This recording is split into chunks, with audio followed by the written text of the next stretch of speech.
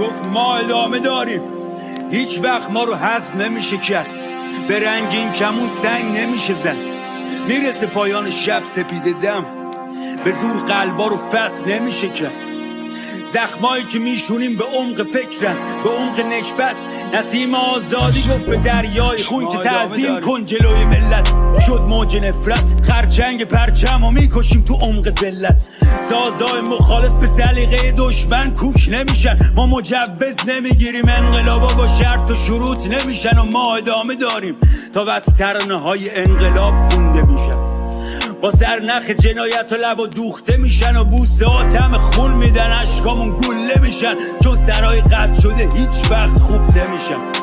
ما ادامه داریم، این روزا هیچ وقت یاد نمیره. مبارزی که پنجره تو اتاق کشیده تا نور امید اشکارو بخار کنه و آینه دق و بخار بگیره و روش بنویسی مرگ بر ظلمات شغال بمیره. ما ادامه داریم تا وقتی دیگه دشمن ادامه نمیده و گره کور تناب دار سقوط نظامو ببینه و پشت بون بیت جنازه بریزه. ما ادامه داریم، جنگ بین ما و اونا، جنگ خیر و شر، خوب و بد، نور و تاریکی، روز و شب. صدای توپ جنگ، بوم ریخ خون و نفت، جور بوم و رنگ. درد میکشیم، قلم پا شکسته پر میکشیم. ادامه داریم، تیک تیک بمبای ساعتی نبض جنگن و تا وقتی قاتلامو تو کتابان درس همه جبرن.